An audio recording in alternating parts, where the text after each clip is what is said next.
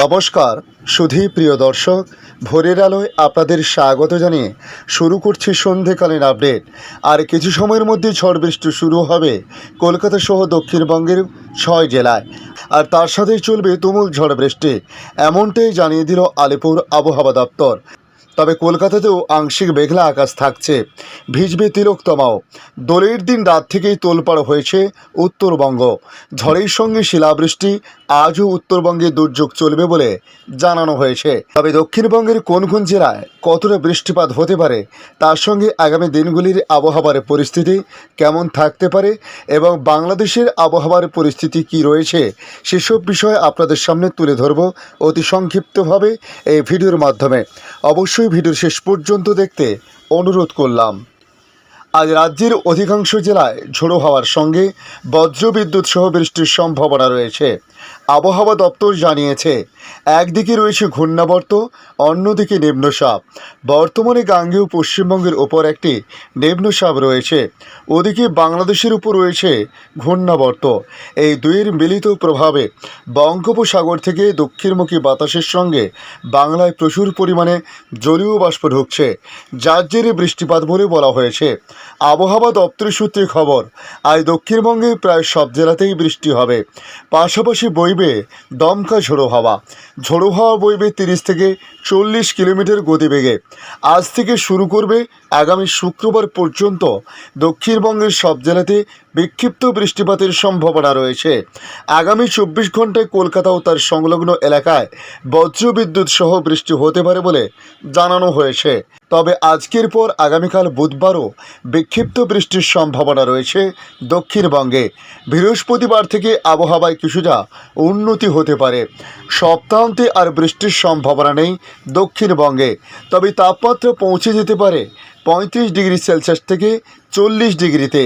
আগামী 2 থেকে 3 দিনের সর্বোচ্চ তাপমাত্রা 2 থেকে 4 ডিগ্রি সেলসিয়াস পর্যন্ত বাড়তে পারে বলে জানানো হয়েছে। তবে শুক্রবার পর্যন্ত উত্তরবঙ্গে দুর্যোগ চলবে। উত্তরে দার্জিলিং, জলপাইগুড়ি, কালিম্পং, আলিপুরদুয়ার, কুচবিহার, উত্তর দিনাজপুর, দক্ষিণ দিনাজপুর এবং মালদহর সমস্ত জেলাতে বজ্রবিদ্যুৎ সহ বৃষ্টির সম্ভাবনা রয়েছে। এর মধ্যে উত্তর দিনাজপুর, দক্ষিণ দিনাজপুর এবং মালদহতে আগামীকাল বুধবারের পর থেকে মোটামুটি শুষ্ক থাকবে আবহাওয়া। বাকি জেলায় বৃষ্টি চলবে, হতে পারে শিলাবৃষ্টি বলে জানানো হয়েছে। এখন দেখে নেব বাংলাদেশ আবহাওয়া দপ্তর বাংলাদেশ নিয়ে কী জানাচ্ছে। আজ মঙ্গলবার দেশের বিভিন্ন অঞ্চলে বিচ্ছিন্নভাবে ঝড় বৃষ্টি হতে পারে। আজ মঙ্গলবার দেশের বিভিন্ন অঞ্চলে বিচ্ছিন্নভাবে ঝড় বৃষ্টি হতে পারে, কোথাও কোথাও হতে পারে শিলাবৃষ্টিও। তবে বুধবার সারা দেশে বৃষ্টি একেবারে কমে যেতে পারে। বৃহস্পতিবার আবার বিভিন্ন অঞ্চলে বৃষ্টি হতে পারে বলে জানিয়েছে আবহাওয়া অধিদপ্তর। গতকাল সিলেটে, ঢাকা এবং রাজশাহী, রংপুর ও খুলনা বিভাগে বৃষ্টিপাত হয়েছে। তবে সোমবার সকাল 6টা থেকে মঙ্গলবার সকাল 6টা পর্যন্ত গত 24 ঘন্টায় সবচেয়ে বেশি প্রায় 63 মিলিমিটার বৃষ্টিপাত হয়েছে সিলেটে।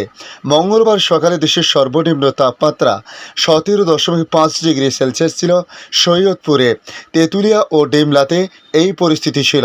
তবে সোমবার দেশের সর্বোচ্চ তাপমাত্রা 34.8 ডিগ্রি সেলসিয়াস ছিল মংলাতে। ঢাকায় সর্বোচ্চ তাপমাত্রা ছিল 33.1 ডিগ্রি সেলসিয়াস। আগামী 24 ঘন্টার আবহাওয়ার পূর্বাভাসে আবহাওয়াবিদ মোহাম্মদ শাহিনুল ইসলাম জানান, ঢাকা, ময়মনসিংহ, খুলনা, বরিশাল ও সিলেট বিভাগের কিছু কিছু জায়গায় এবং রংপুর, রাজশাহী ও চট্টগ্রাম বিভাগের 2-1 জায়গায় অস্থায়ী দমকা বা ঝোড়ো হাওয়া সহ বৃষ্টি বা বজ্র সহ বৃষ্টি হতে পারে। সেই সঙ্গে কোথাও কোথাও বিক্ষিপ্তভাবে শিলাবৃষ্টি হতে পারে। এ সময় সারা দেশে দিন এবং রাতের তাপমাত্রা প্রায় অপরিবর্তিত থাকতে পারে বলে জানানো হয়েছে। তবে আগামীকাল বুধবার সারা দেশে অস্থায়ীভাবে আংশিক মেঘলা আকাশ সহ আবহাওয়া প্রধানত শুষ্ক থাকতে পারে। সারা দেশে দিন এবং রাতের তাপমাত্রা সামান্য বাড়তে পারে।